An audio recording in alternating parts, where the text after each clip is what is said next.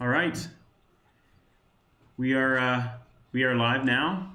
Um, Thank you everyone for joining. We are joined today once again by Thomas Busson. He's automotive designer, and just super happy to have him. And yeah, thanks for joining us, Thomas.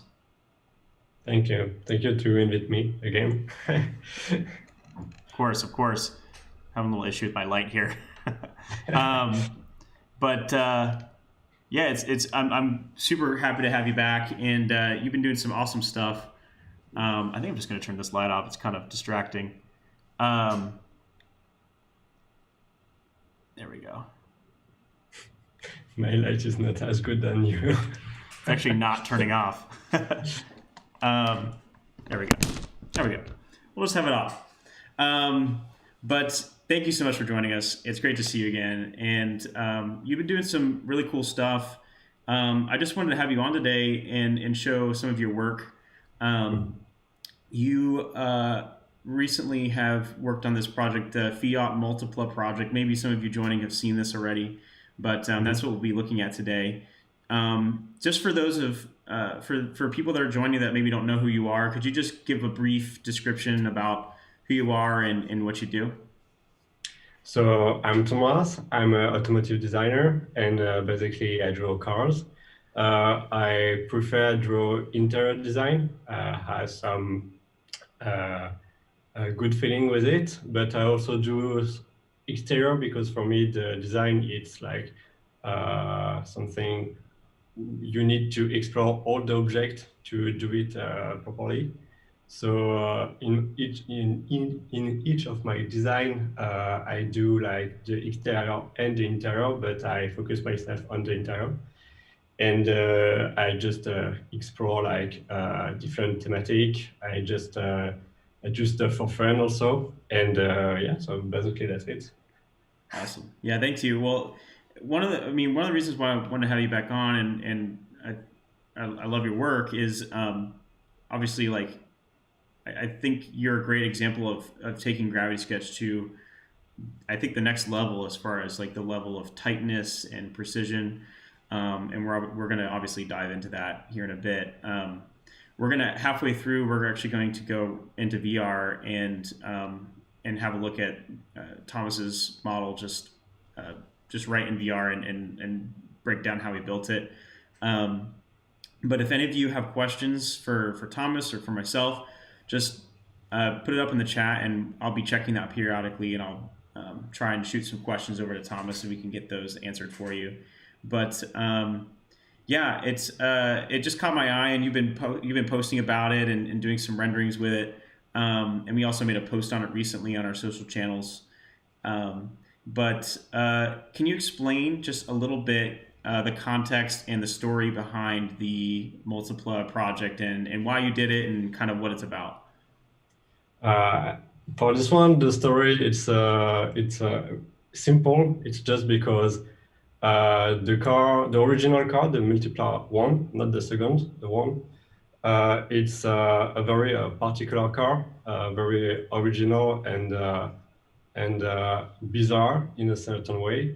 But for me, it's still interesting because it's like I just have a lot of curiosity about it, and I just like fall in the Google image or something like that in the multiply, and I say I have to do something about it to just do a new design, and just for that I select this brief to work on a new project.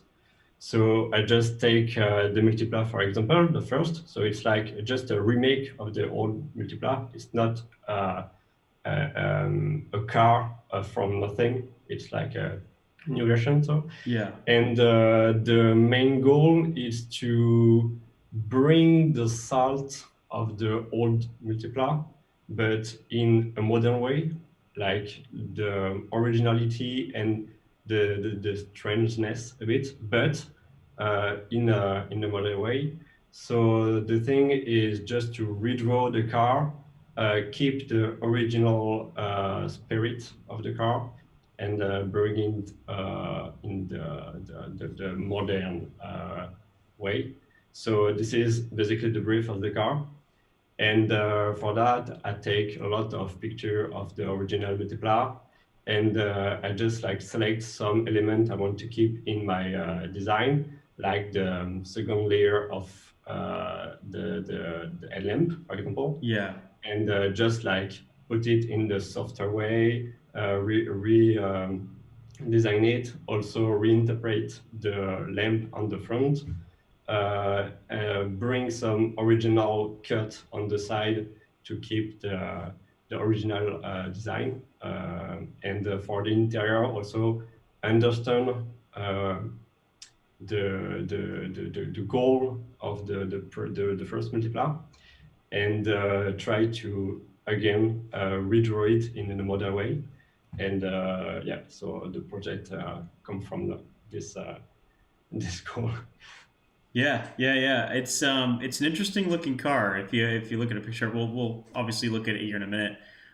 Like the original Multiply, it's definitely not a traditional design. It's you know, some would consider it a really ugly car, and so it's kind of like a fun design challenge to make it modern and make it beautiful. And I really like your adaptation of it. Well, without further ado, did you want to share some still images, or did you want to just jump right into VR and look at everything I there? think it's more simple to jump in VR to show Yeah, the screenshot I made into the process cool. during the process of the. Yeah. Well, why don't we just go ahead and jump in and look at the design and take a closer look. Okay. Let me just go ahead and switch the video over.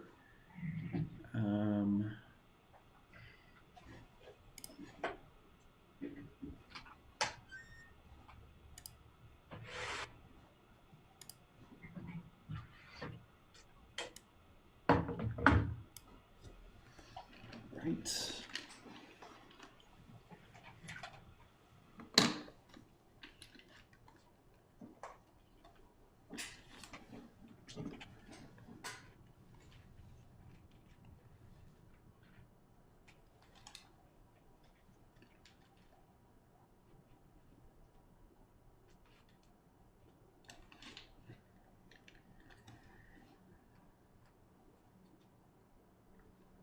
And it's probably going to take a minute for it to load too, just because of the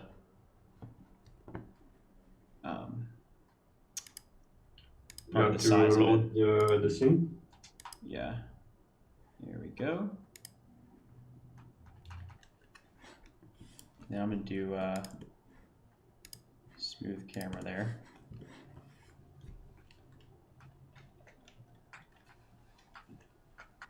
Cool. All right. Wow. Yeah, this is my first time seeing it in VR as well. So this is beautiful stuff. Are you in the same room than me? I think so. I see your car, but I don't see you. Because I don't see you too, but I Okay. see the car. Maybe So. we're in different rooms. I don't know. It's just Thomas Busson, right? The one that you've joined. Yeah, I click on Thomas Busson. I can. Oh yeah, I know what it's doing. Okay. I have to leave my room and go back in co-creation. I think I opened the co-creative room um, in my. Oh, there you are.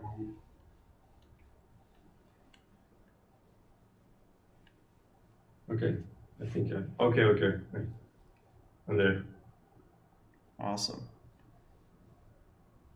Okay, cool. Sweet. Well, this looks really really good. Yeah,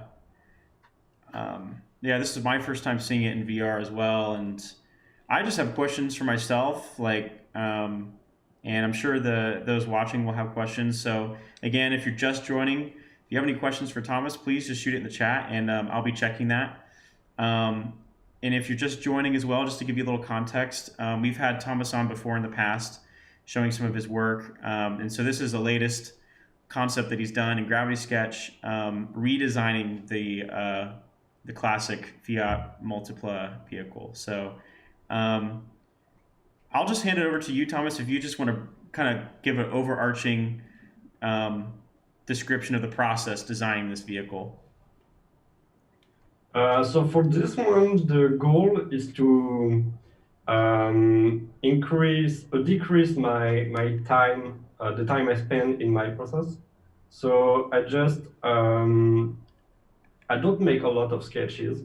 It's like I just want to I don't have there, sorry, but I just do some few side view to just think a very quick idea about the car. I do like this very first design, and this one it's definitely ugly, but it's just to bring me the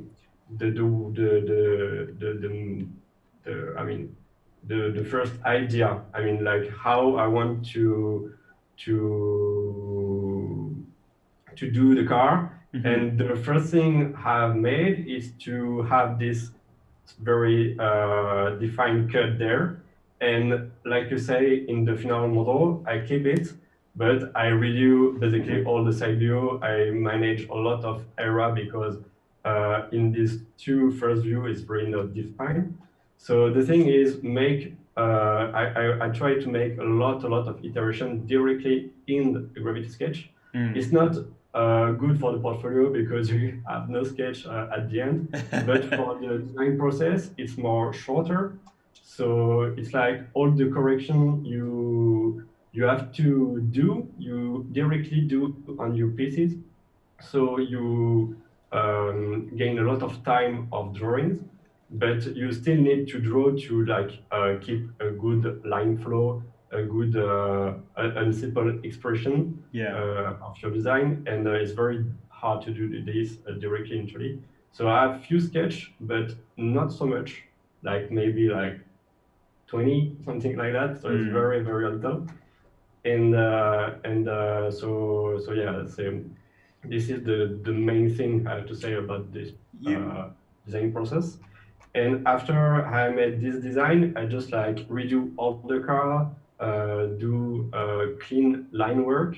And when I do my line work, I directly do like a fast surface of all the car.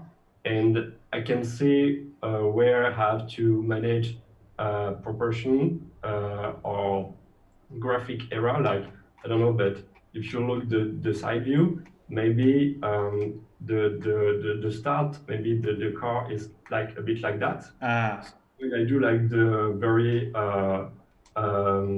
first design, I can see that kind of mistake, so I can manage it very easily, and I redraw the clean line. I redo a new side view, side part to correct this kind of proportion mistake. Yeah. And step by step, I do the most clean design I can, and so I correct a lot of mistake like that.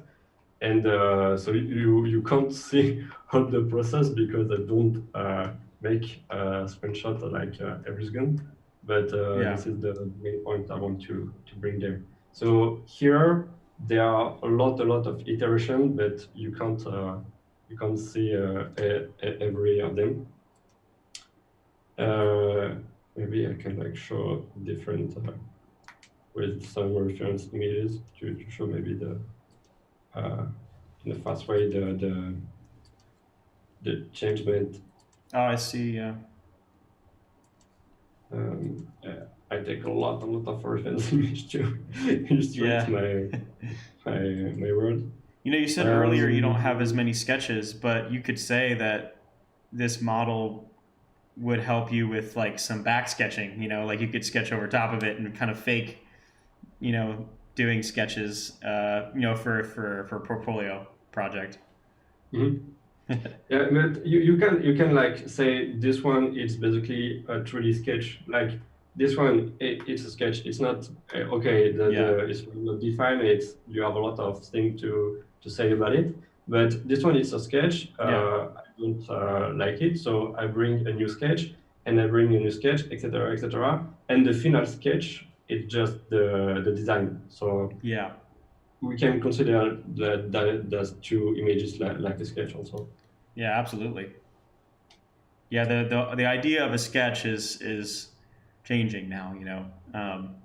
Because traditionally sketches on paper have been the best way to explain or convey something quickly. But with VR tools and 3D, that's becoming you know very intuitive and very very fast to use. Yeah, because it's very, very fast and you can bring a lot of changement in a very quick Right.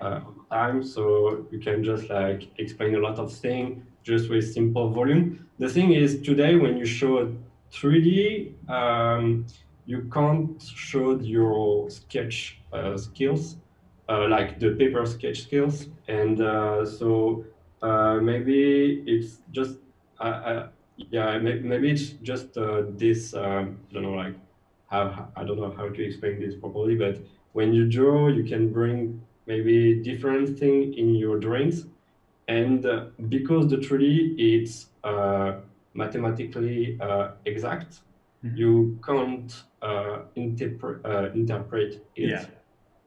So the thing is, if you want to do real sketch in 3D, you have to find a way to draw in 3D and don't say too much in your design to create for your public the liberty to interpret your design also. Right. So when I do like, for example, this two, for me, it's like just to find the main volume and to find the ergonomy of the interior design. But Right. also maybe it's already too much, like it's too defined if you want to compare this to just a sketch. Right. And but you can do a lot of iteration, a lot of different design just with this very basic volume. Right. So yeah.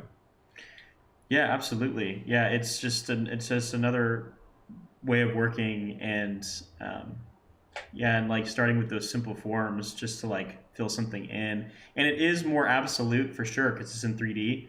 But you could say that it ultimately helps with, Yeah. Yeah. because like, because it's so much more final. You have to really, you're solving the problem in real Yeah, time rather no than, problem yeah, because you make no mistake about perspective or something like that. yeah, Like everything you made, like if you do a volume, you cannot cheat with the 3D. right, Also, it's because a lot of volume sometimes you just make like a big black area or you make a cool reflection, but it's not matching with the volume or some kind of stuff like that. And when you do a 3D, you have to resolve all the pieces when you draw it. So you have zero mistake, basically. Everything yeah, works immediately. So it's very a good point for our design. definitely, yeah, So yeah, for example, like how to do this one. For the interior, I can like yeah show all the picture I made like during the process. So we can just see the design evolve there. Okay, good. yeah. I love the interior of this, by the way. I was just, when I was looking through the images that you sent me as well. um,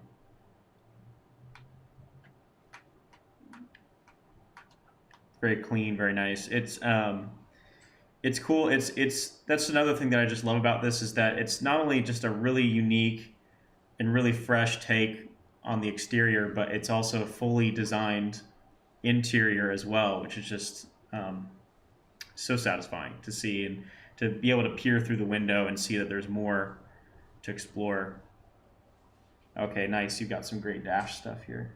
Yeah, here it's like I take some picture to show the process about the dashboard, but also I made a series of picture to show my process I do every time when I draw something in Gravity Sketch. So first, I draw something very quickly on paper to just bring me a clear direction I want to have for my design. After I do a quick line drawing, so I do this thing, like a clean one, Hmm. who match a lot with my original drawing on paper.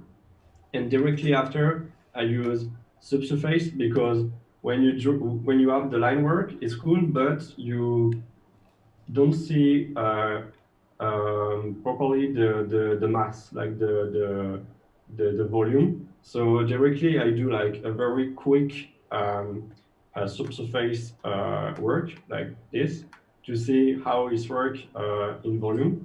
And when I'm happy with it, I activate like the soft subsurface, Hmm. and after I had edge. So maybe we can see here. Yeah, here I had the edge on the subsurface, and when I have the cool edge on subsurface, had details and and I finish with some correction of with a new clean line work, and finally I have the final design, and I close my window. My final design there, here, and so basically I do those steps every time I draw something in Gravity Sketch, and with uh, practice, sorry, with Practice. practice, Yep. I do it more and more faster. So this is a very good point because you can train yourself on GS and become more and more effective on it. So this is very cool. So, like some of these crease lines here, like here, Hmm.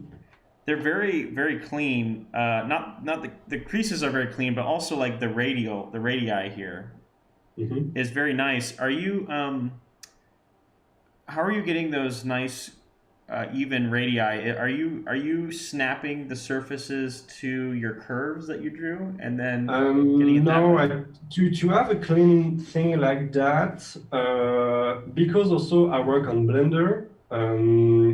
I have this, I think this um, process. I have a specific process to do 3D because the subsurface tool is basically the space on Blender, and the mesh works like in Blender. And also, if you consider how the light move on the surface, it works like Blender. I mean, if you stretch in a way or in another way, the mesh, the light move differently, and Right. so because I know how to do it properly in Blender, I try to think before to do the subsurface, Right. how I can manage my mesh to have a clean surface. So, for example, when I have this edge, I start. So you can see here, I Yeah. select my main edge I want to have. So, for example, the subsurface, I start to draw all the external part here. Right. After I had a clean line like that. So here you cannot see it, but basically I draw something like that in white.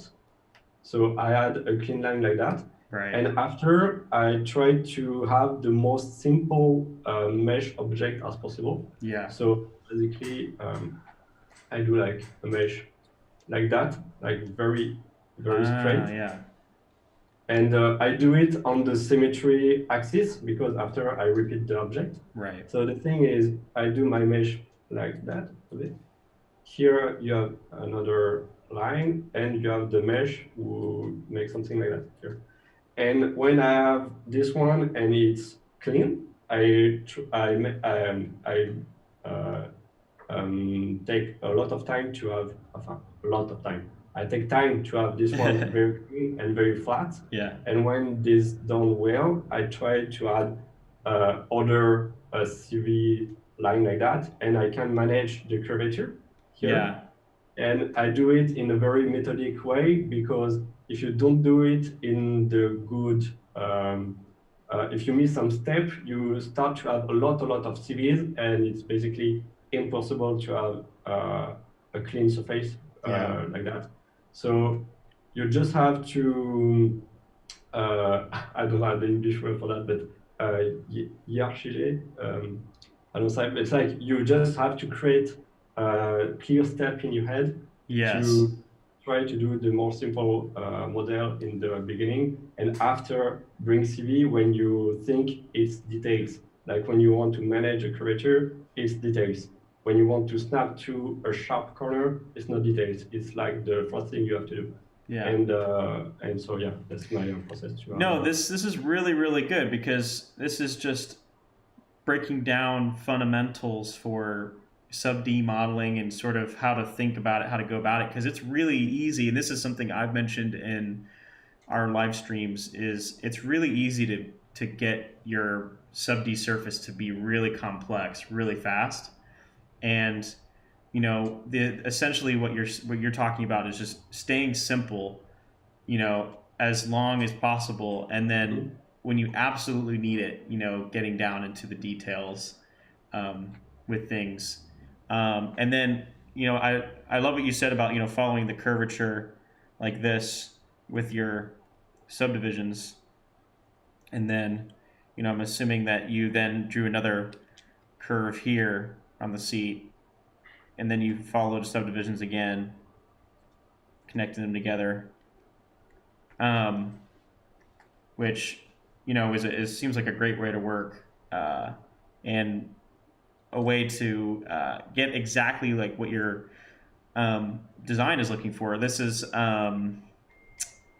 prevents you from sort of just making something, because you can make a blob like a sub D blob, Yeah, and the thing, but yeah, because I tried to try myself with the new tool you bring, like the merge tool, the yeah, sharp tool, etc., for the subsurface, or for this tool. And because I don't use it for my previous project on power, my power is very, very, very heavy because there are a lot of CV, because I manage all the corner with the tech I use to my previous project. Also, it means I just squeeze three CVs in each corner, yeah, and just to have something sharp.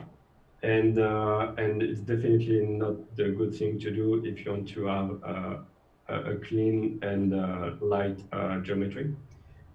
So because you bring this new tool, the thing becomes really, really more easy to do.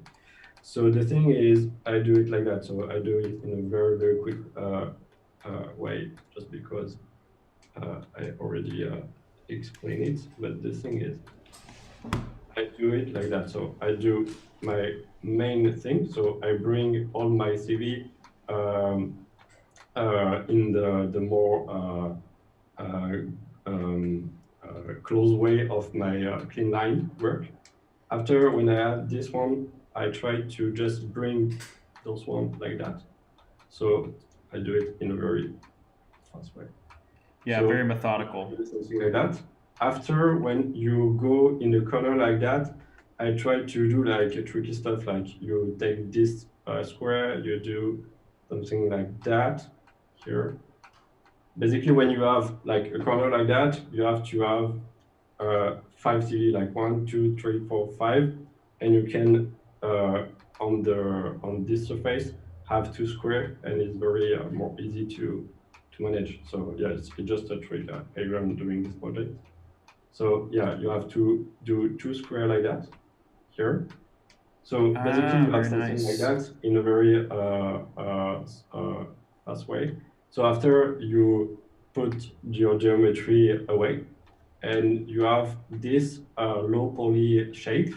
So after you put it in the soft way, and here it's become to be blobby, like you say. So I use the crease tool to just select the line I want to have sharp. So I do just, yeah, like that on the corner to keep the shape clean, and here also. So after I have this one, so you can see already it's matched with this Right. right here.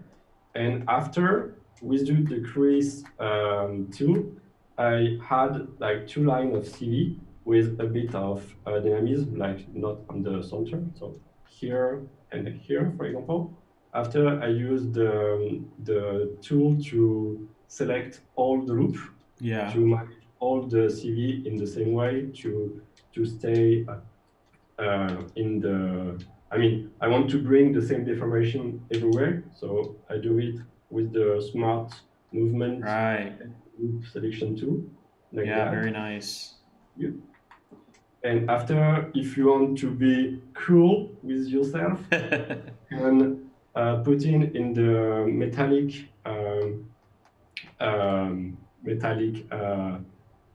sorry, Yeah, yeah. the No, metallic that's right. Yeah, metallic material. Yeah. the material. Okay, sorry, No, no, it's the over. It's metallic yeah. material, and just to check if the light is it move correctly on your shape. And when you're happy with it, you just continue your model, and you have like all Yeah. the same. Yeah, that was a Uh, great. That's a great demo. That's a perfect example of um, how to approach things in Sub D. Yeah, thank you very much for sharing that because it's especially what you said there about combining the sort of like this the I'm trying to remember the points, but basically yeah, like you want combining to those getting those take corners quickly. and keeping it in a cube or in a square shape is um, yeah such a great tip. You can like check with the you see my CV when I activate it, or you have to do it by yourself. Um, yeah, I can see it. I can see it when you do it. Okay. Yeah. So basically here you can see for this area you have exactly the same example I do there. Here this edge it's a bit special because I use the previous technique I have. It means I just squeeze two or three CVs there, two CVs there. But here I use the crease tool to do it because here basically it's like the maximum crease. And when you want to have something between the squeeze thing and the soft one, you have to bring close two line of close CV there.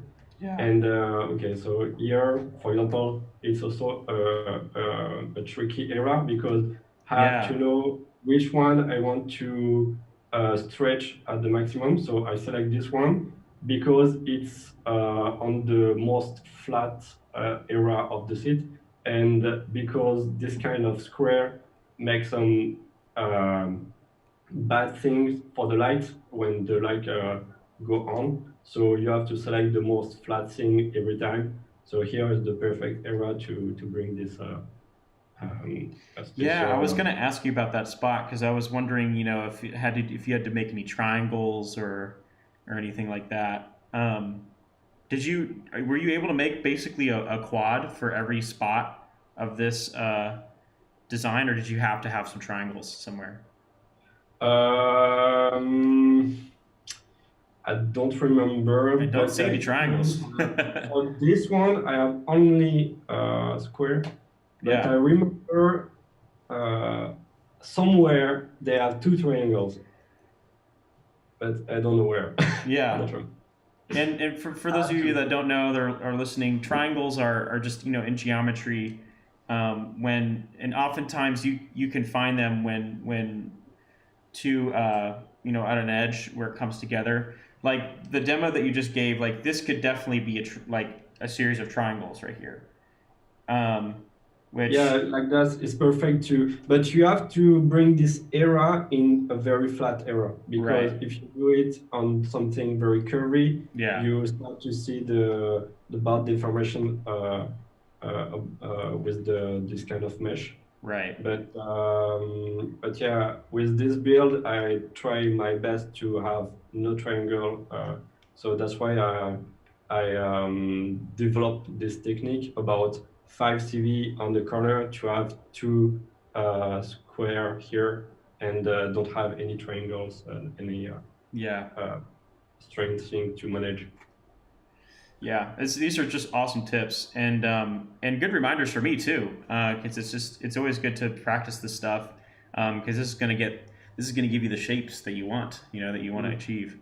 Um, well, let's look at some of the features of the vehicle because I know that design some things in there. I'd love to hear. Actually, I do have a question before we get into that. Is how did you approach the rear lights? Sort of the repeating uh, these repeated sort of like grill Um, shapes. how I managed to do it, or why I want to do that? Well, I guess first is why. What was your what was the why behind your decision, and then how did you get? Because there's a slight curve here, so how did you get that to? So why I do it, it's because I want to bring modern stuff in this design, Mhm.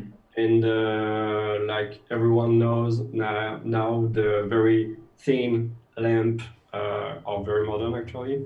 So I want to bring this modern thing, but also I have to keep a sort of volume on the lamp. So I do this very thinly, but very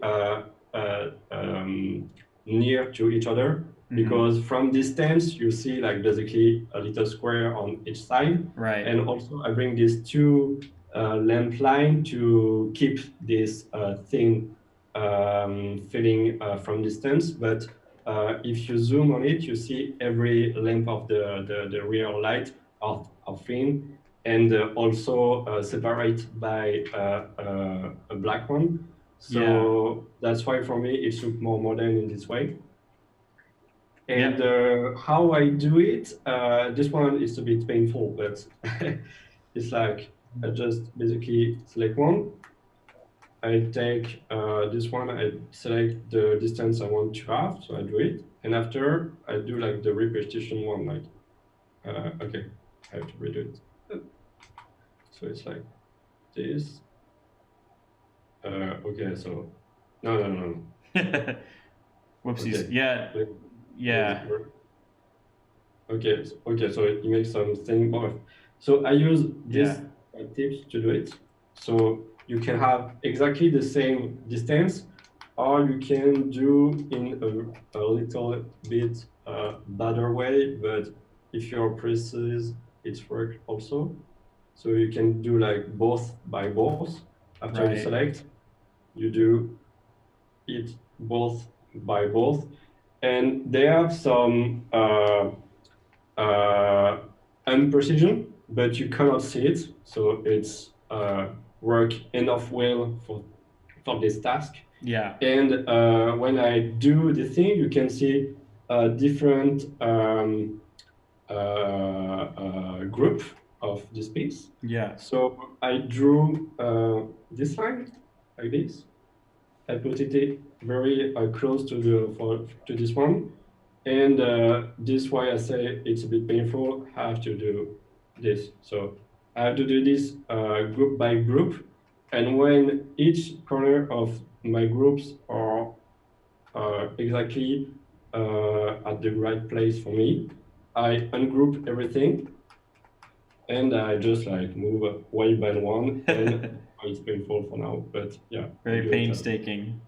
Yeah, I do it one by one for this one, so that's why you don't see a lot of this kind of detail on the exterior, It because would it's a just bit as a future feature, abstract. it would be great to have a way to curve patterns objects like this eventually in the future. Like you could draw a curve and then the pattern Oh objects yeah, would yeah, follow the yeah. curve. That's a good tool. Like you put every model on the a virtual curve, and all the piece are aligned with this line.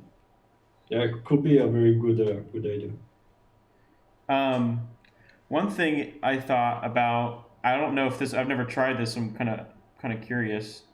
um, if you Oh yeah, because it's oops.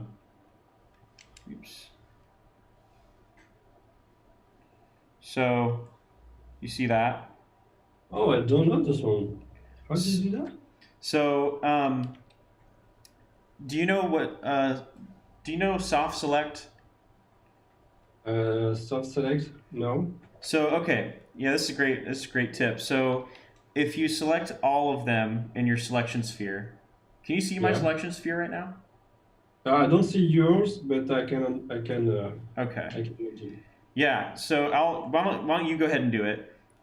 So select all of these with your selection sphere, um, and then while you've got it selected in your left hand, hold down the edit button.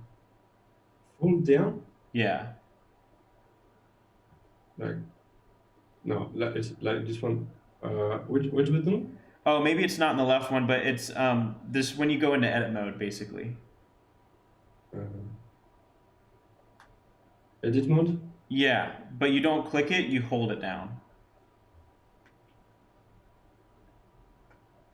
Uh, I think okay. Maybe it's not the same button on the Yeah, it might be a different button for controls. you because you're using the Vive. I have just a button. It's like just off or on or off. Okay, if you try and hold it down instead of clicking it, just hold it down with your finger. Okay. So Okay. now you have all of them selected, and you can edit Yeah. multiples.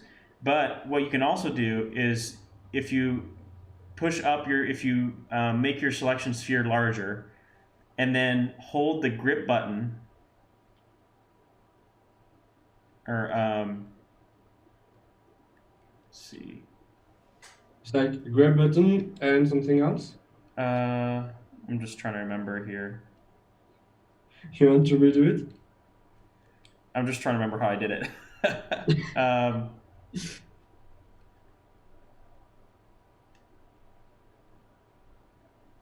Oh wait, that's because I'm actually grabbing something. This is a magic trick. I don't see a tutorial for that on the tutorial videos you. Oh well, it's we came out with this. We announced it in our new features. So this is like a. Okay. Let's see. I can't replicate it now. What did I do? I You feel want to like do it with the this one? You can like just redo it. yeah. Let's see here. Edit mode. Oh, that's right. Okay, you have to be in edit mode to do it. Okay. Um, so while you're in edit mode, you grow your selection sphere, Mm-hmm. and what you do is you hold the grip button on your Vive controller. Yeah, so do it yourself. You hold the grip button, and then you move the thumb pad down, and you'll see another sphere appear. Do you see it? Oh, okay. This one. Okay. So here I grab Grab, and then while holding the grip button, uh-huh. pull down or swipe down on the thumb pad, and you should see another sphere appear.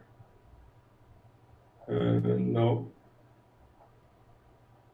Here the right pad. I Yeah. mean, no, I have no. Or try left and right. Might be left and right for Vive, maybe. Right, up, down. No. No, And just I think it's swipe. I don't think it's clicking, but it's like a swiping thing for Vive. um,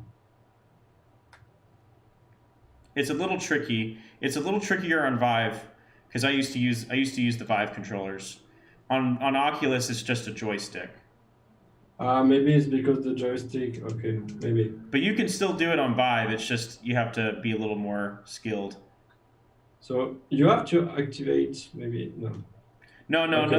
There's nothing on the menu.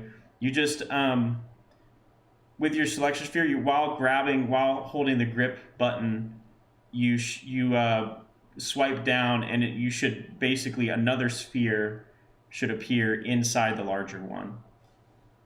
I have no one, so maybe I don't do it in the proper way, but I can't see it.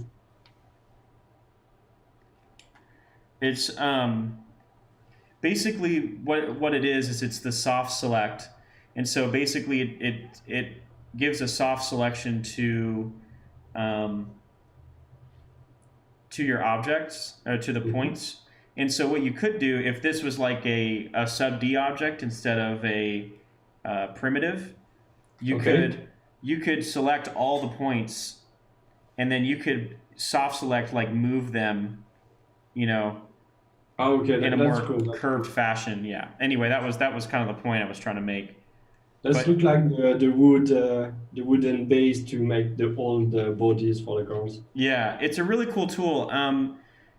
It is tricky because in our tutorial, how we do it in the training content is we're using like Oculus controllers, and so those Okay. have a joystick, whereas the Vive have a thumb pad. So you can do it. You just might need to practice with it. Um, but yeah, if you grab it, go into edit mode, you should be able to like swipe down on the thumb pad while holding the grip button, and then uh, another sphere should appear. And you don't have to be you don't have to Okay, actually. okay, okay, There you okay. go. Oh, I Yeah. have to incline my my elbow. Okay, nice. Okay, cool.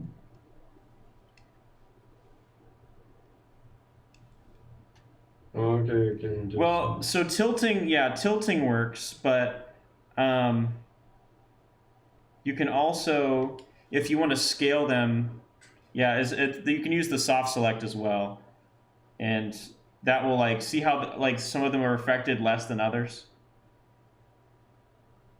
Okay, I don't have the soft bevel. Really, I tried my best, but I can say okay, that's cool. That's Anyway, cool. yeah, I would practice that more, but it's really really fun to use. Um, anyway, sorry we got off track there a little bit, No, no, but that's cool. That's cool. New yeah, trying to. it's good though. It's good to. I mean, that's why we do these lives is to learn things. So this if you didn't know about it, guaranteed a lot of people watching didn't know about it either. So um, yeah, super useful I think. But yeah, I just love the design. Like I love the way you approach the rear here. Um, it's really cool and modern, and I just wanted to know like kind of how you did it and like why what the reasoning was. But yeah, I love it. Thanks. Um, for the rims, was this just like a rotation, and like did you just make one of them and then rotate it? Like how'd Yeah, you I get it do it radial? because I try because you show me the last time the technique with the line, the flat line. So here is Oh about right, yeah, three. And the fact is, these things is really cool. But for the subsurface, I don't know why I just got some trouble with it. It's yeah, like I can't be as free I want. Oh yeah, yeah, I remember. So when you start to do it in sub D, yeah. like if you're not in sub D, like just before when you're just like in the surface tool, it's worked very well. So you can like do three in the same time. But when you start to do it in sub D, you have to move everything independently, Mm-hmm. and that's very a lot of CV to move, so it's not idle. And it's still one object, so it's just a bit weird to me. So I prefer to do it with sub-D and try with a centerpiece here to do uh, a good rotation. So I just like made by hand the good rotation. So I do like this rotation by hand Ah, and just by eyes to say this corner it's a bit like this one and this one. So if you zoom got in you. the a lot, you see it's not perfectly aligned, but I I do my see. best. And yeah, so just I have to say about this tool, it's very cool to do simple thing, Yeah, but if you want to be a bit more um, if you want to do more more precise. this one, it's too hard and it's better to do it. It's still better to do it in the subsurface. Yeah. I think eventually we will probably have a feature where we can do like radial symmetry for sub D surfaces. Could be super Um, cool. Like for so the spaceships or stuff like that. I mean, you have a lot of spaceship design, yeah, and the guys do basically like a quad, a very big engine and stuff like right. that. And if you want to do the body for these engines, it could be very good to have like the sub D axis symmetry. Yeah, So yeah. absolutely. Yeah, it would be so useful for a lot of stuff. And I mean, I could just imagine the car designers going crazy, like yourself, with like wild rim designs because now you can do radially symmetric Mhm. surfaces. So, yeah, it would be really useful. Um, I love the. I just want to comment on the canopy. Like, I love the 360-degree sort of view that you have. Is there oh, and I mean, and above too. It's basically fully. I mean, you're not really losing any view in this vehicle, which is nice. No blind spots. Yeah. This is. Do you want to talk a little bit about the interior and some of the features and some of your Sure, thoughts? sure. So to start, I start with the exterior because the reason why I have this particular cut here for the exterior, it's because for the interior, I want to keep uh, this very large windows, but just the impression of that in this design, Yeah. because the previous Fiat Multipla have very large window, and you Right. have this feeling to see everything around you. Yeah. But if you have large window, it means that for your exterior design, it brings some weird proportion because it's like 50-50 into the body and the window. So to have more stance, you have to do the this rule to have like two. Uh, you have to cut the body in three. You see what I mean? Yeah. And you have like one part for the window and two unity for the body. Like I don't know if I'm clear, but Yeah. so to keep that for the interior, I have like this double window Yeah. match with the cut line here. And when you drive the car, you have this feeling to see everything like in the old Multipla, but the exterior don't have to have bad proportion for that. So that's why you have this very angular cut here. And so I start with this, and also I keep some element from the old Multipla, like the three seats bench, and you have two of them because it's a car for the family, but it's also compact and it's to the urban use. So the thing is, because this car is for the family, and because it's compact, I decide to do it like a cheap car. Not a Hmm. cheap car, but accessible. So to reduce the price in my head, I just try to have a seat I can repeat two times. So the front bench is exactly the same than the rear bench. So and this back seat is the same that this one and this one. Right. So you have just to repeat this thing six times, and you have basically six seats. So that's why it's the same. So just to have like More two modular. cost of the car.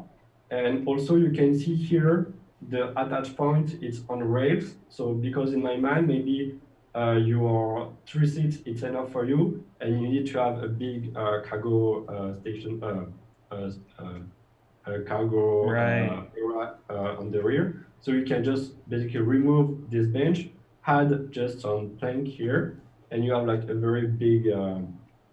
a big place on the rear. And yeah, and each seat have like a little handle here to manage the setting of the seats, incline, move on the forward and backward a bit. And also it's playful, so you can see you have like a cup holder on the each bench. You have two by bench, Yeah. and so yeah, that's it for the seats. I think yeah, you have just also this place to pack something. You can see it's a bit we Oh, don't have a lot of nice. space, but Nice. the idea is there. And so yeah, can that yeah can that's it for the seats.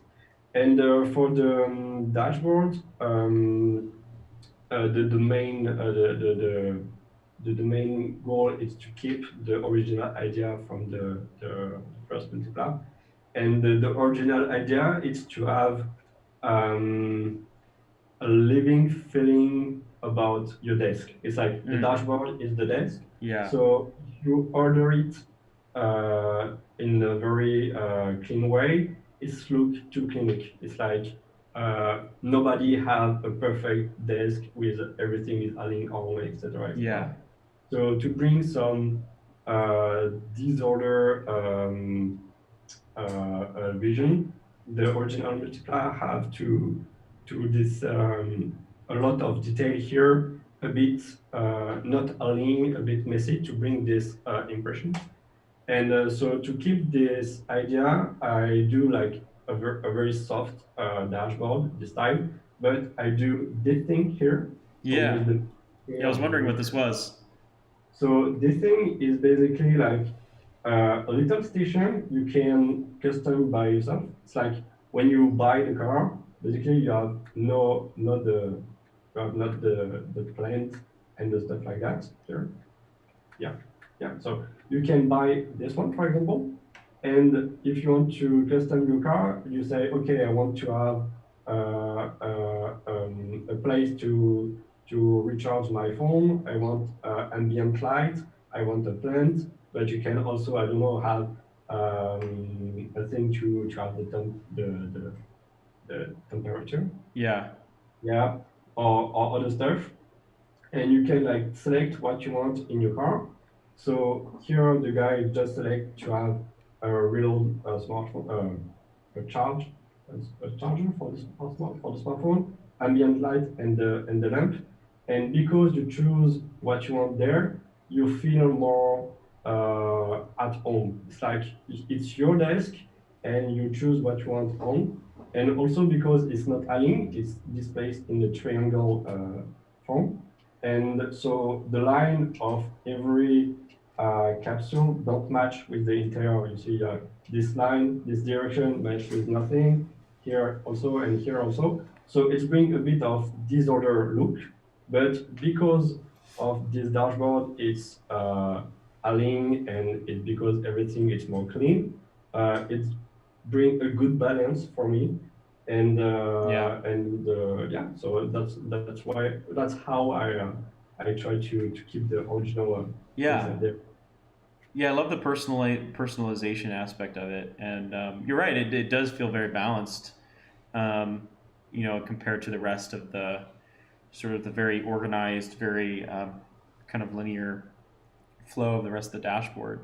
Yeah, I love the concept, and yeah, it seems to really stay true to the original idea of the multipla, and I love your incorporation too of sort of the Just display. bring some details Yeah, to, to give the feeling of information on the dashboard.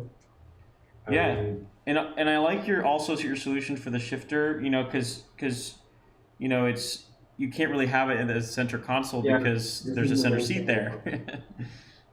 um, Because of the multiplier choices on the front, you yeah, cannot have like the tunnel of the gearbox here.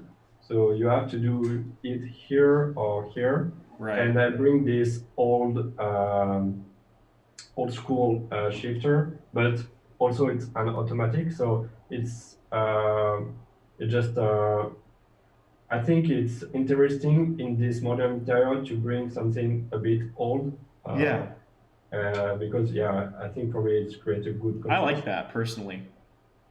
Okay, cool, thanks.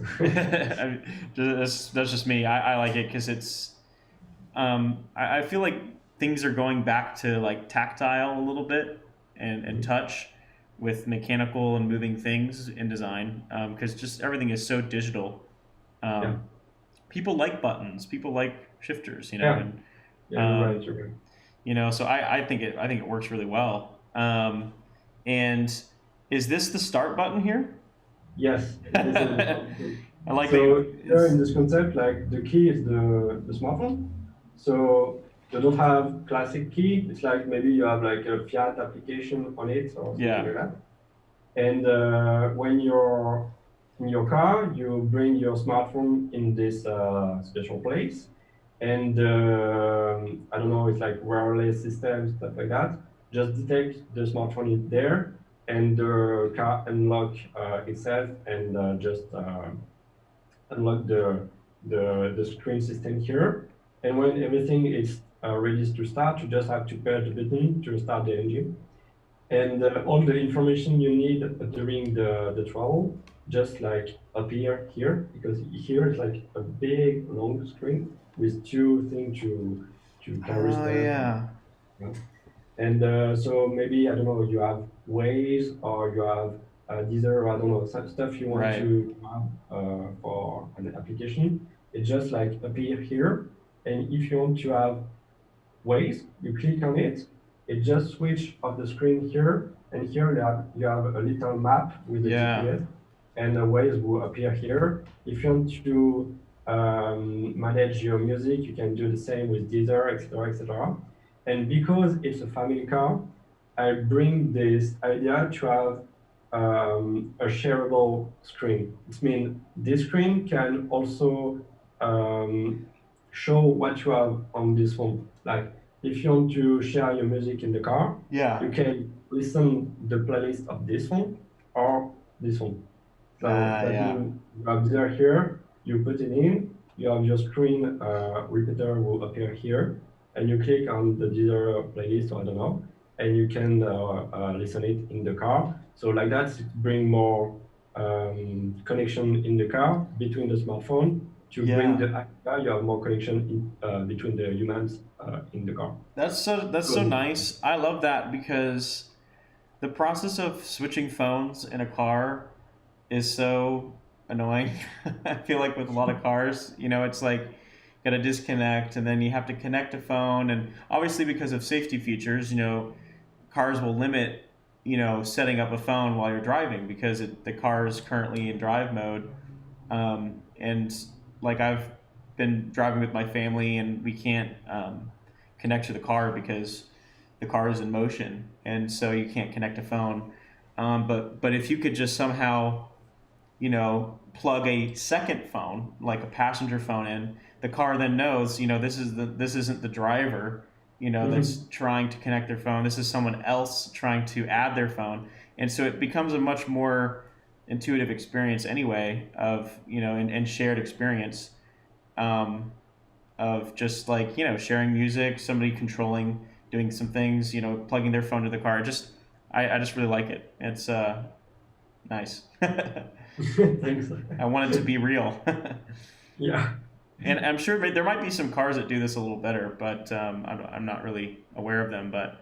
Um, but yeah, I mean, in my car, my siblings will ride, and my sisters, will ride, and they want to control, but they got to disconnect. I have to disconnect, and they have to connect. It's a whole thing, but anyway, yeah, I love it. It's really cool, and just the fact this is a whole screen. Because I was wondering if this was like some kind of display as well.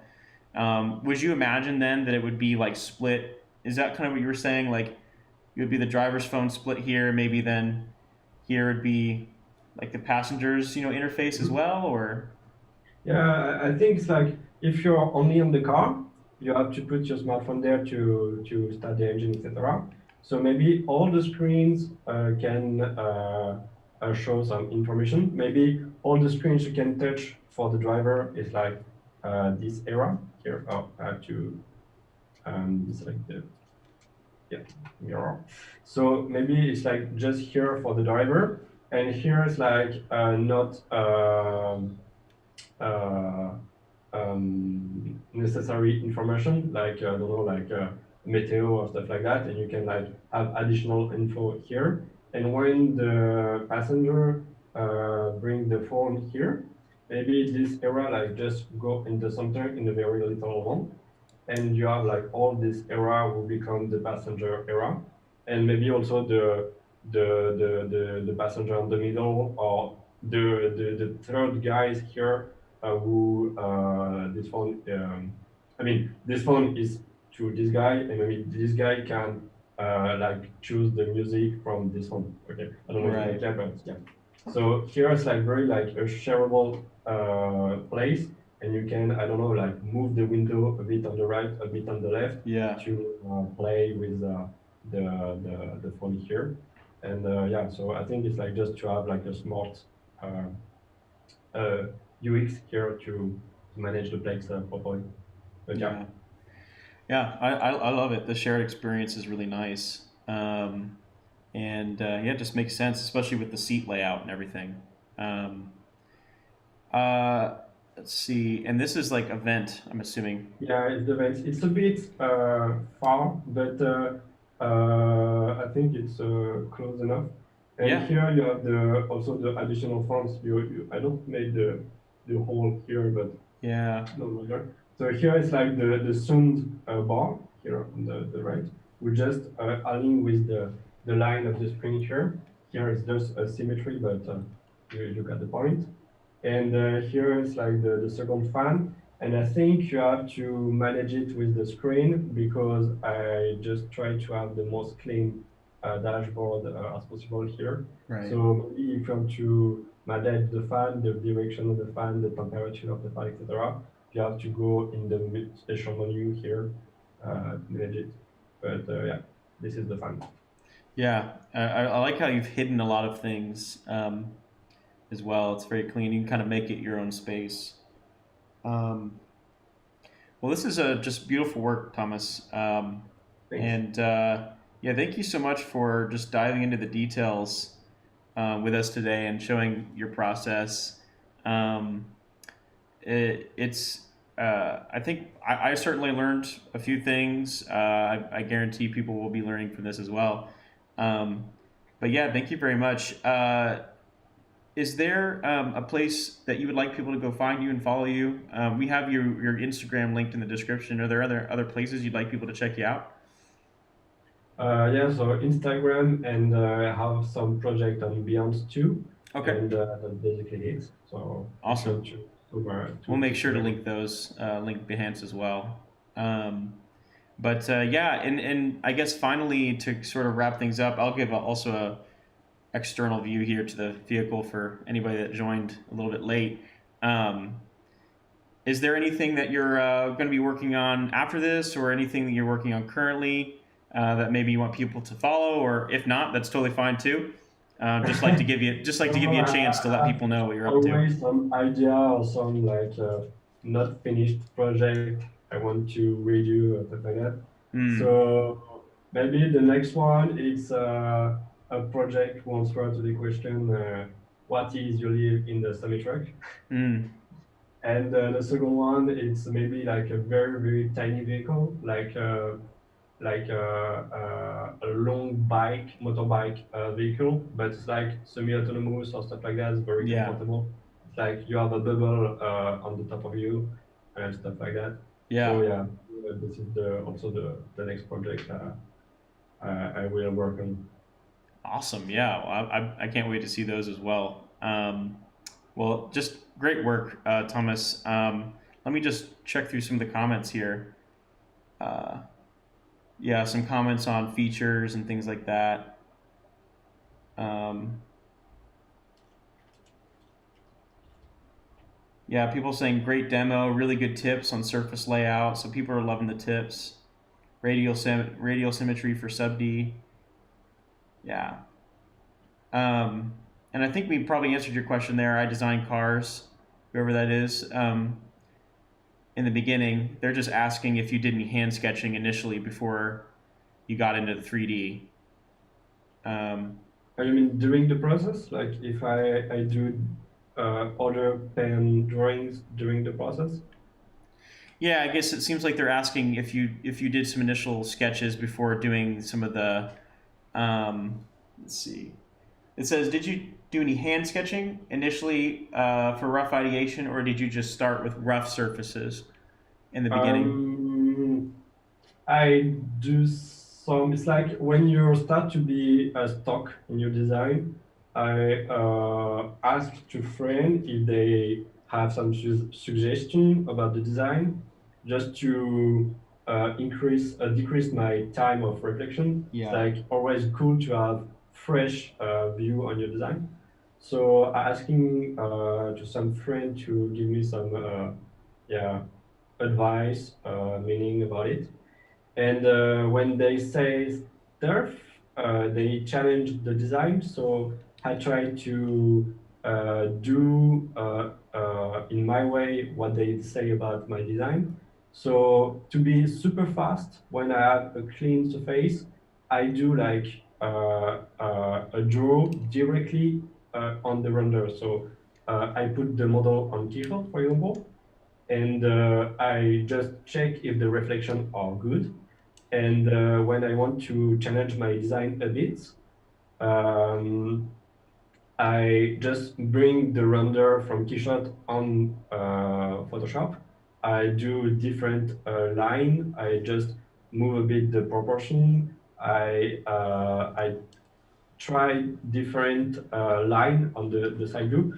For example, here, this one, it's like not the first one I made. So I try to draw it on Photoshop, like bring a shadow here on Photoshop. And when I do it and I'm happy with the render, I try to rebuild it in Gravity Sketch and check if the light Yeah. move properly in on Keyshot. Right. And when I'm happy with it, I select the design. So yeah, to answer to the question, I do drawings during my process to check quickly different variation I can add, but it's not a render from Photoshop. It's like I don't do very big drawings during the my process. It's like just it's like ugly drawings. It's like very fast. Just I want to have a shadow here. Right. I put like black here, and it's like very simple drawings. And so yeah, it's not renders on Photoshop. It's just drawings to make some variation, and they are very quickly made. Awesome. Yeah. Thank you for answering that. It's insightful and I think just further gives a greater uh, look and view into your process and just how it doesn't always have to start with a sketch. Uh, I mean, you do start with sketches, but you don't have to do mountains and mountains of sketching. You can jump very quickly into 3D now with tools like this, obviously, Yeah, and work things out. But yeah. Um, well, I just want to thank you again, Thomas, for your time, and thank you everyone that's joined us live. If you joined late and you want to watch this from the beginning, you can I think rewind it even right now. But this will be this live will be public as soon as it's over. So yeah, feel free to go back and watch. And yeah, tune in. We do these interviews fairly regularly, so um, we'll let you know when we have the next one. But yeah, with that, I thank you, Thomas, for your time, and look forward to seeing more of your work.